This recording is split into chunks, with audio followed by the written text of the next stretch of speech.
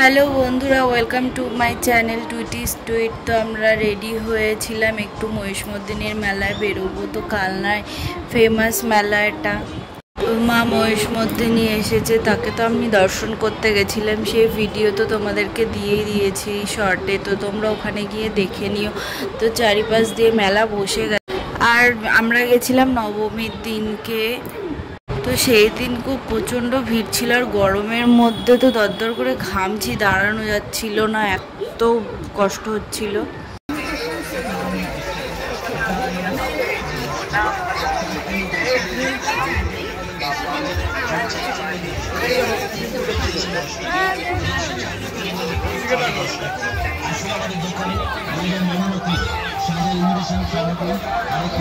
আর টুইটিকে তো আমরা অল্টারনেট করে কোলে নিচ্ছিলাম, এত গরমের মধ্যে ঘামছিলাম। আর অনেকটা রাস্তা, ওকে একা নিয়ে আমি পারতামও না।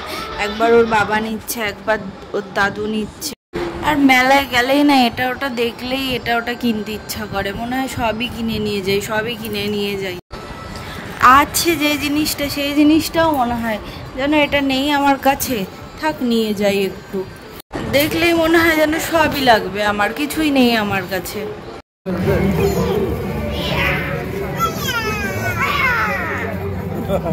বোঝে না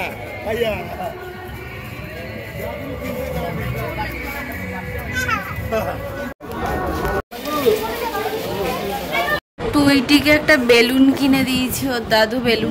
বেলুনটা অবশ্য মেলার মধ্যেই ফাটিয়ে ফেলেছিল। আর কি বলো তো, ও চারদিকে খেলনাগুলো দেখছে, ওর সবই লাগবে, সবই নেবে, খুশি হচ্ছে। কিন্তু বাড়িতে যেই খেলনাটা নিয়ে আসবো তখন আর নেবে না ওই খেলনাটা, তখন ওর কাছে ওটা পুরনো হয়ে যায়।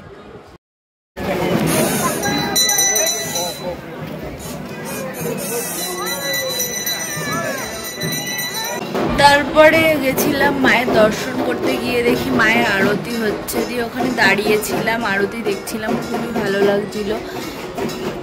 দিয়ে আরতি শেষ হয়েছে পরে আমরা ওখান থেকে মেলায় বের করেছিলাম।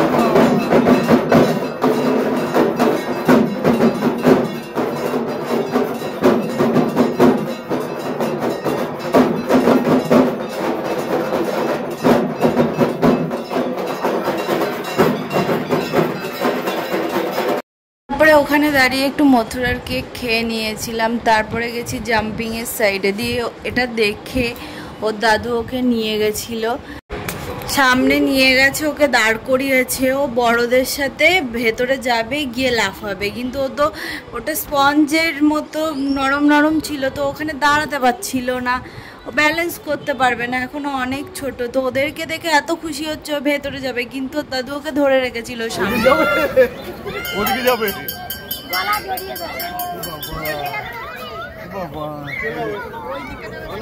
এবার আমরা চলে গেছিলাম নাগরদোলনার সাইডটা। দেখতেই পাচ্ছ তোমরা কতটা ভিড় আর প্রচণ্ড গরম।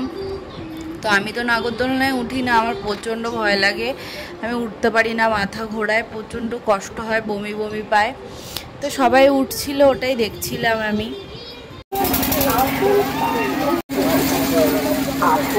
তারপরে চলে আসলাম একটু খাওয়া দাওয়া করতে। আর আমি চাউমিন অর্ডার করেছিলাম, আর বাবার রোল অর্ডার করেছিল।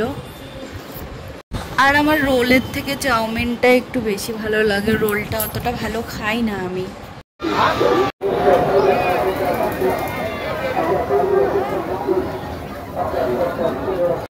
আর এখানে আমার চাউমিন চলে এসেছিল। মেলার চাউমিন তো খুব টেস্টি তো ছিল না, মোটামুটি ছিল, ভালোই ছিল। আর আমার বড় চাউমিনই নিয়েছিল। তারপর আমি খাওয়া দাওয়া করে উঠে দেখি ওর দাদু আর বাবা ওকে নাগরদোলনায় চাপিয়েছে। অবশ্য আমরা 4 জন মিলে চারদিকে দাঁড়িয়ে গার্ড করছিলাম, যাতে ও ঝুঁকে পড়লে আমরা যাতে দৌড়ে গিয়ে ওকে ধরতে পারি, এরকমভাবে গার্ড দিয়ে ওকে নাগরদোলনায় বসিয়েছি। আর ও ফার্স্ট টাইম নাগরদোলনায় বসেছে, খুব খুশি হয়েছিল, বসে আছে চুপ করে। আমি ভাবতে পারিনি যে ওখানে চুপ করে বসে থাকবে, আমি ভয়ের চোটে ওকে ওঠাতামই না, কিন্তু ও দেখি চুপ করে বসে আছে। আসলে ফার্স্ট টাইম উঠেছে, ওইরকম ও যেমন খুশি হচ্ছিল, সাথে সাথে আমরাও খুশি হচ্ছিলাম যে ও নাগরদোলনায় ওঠা শিখে গেছে, বসা শিখে গেছে। মায়ের সাথে একটু লাফিয়ে লাফিয়ে উঠছিল, কিন্তু তাও ভয় লাগছিল, এর জন্য আমরা দাঁড়িয়েছিলাম চারিপাশে।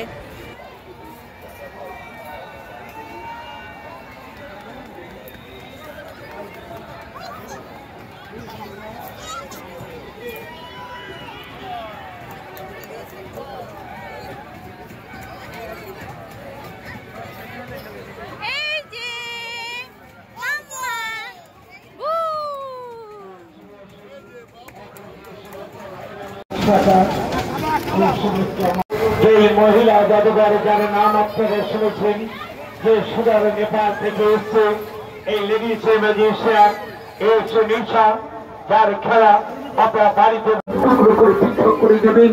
মেয়েটির মাথা একদিকে, মেয়েটির পা অন্যদিকে। ও মাই গড। তারপর মেলা দেখে আমরা বাড়ির দিকে রওনা দিয়ে দিয়েছে। সামনে দিয়ে একটা ট্রলি যাচ্ছিল, দিয়ে বাবা আর পুচকুকে তুলে দিয়েছিলাম।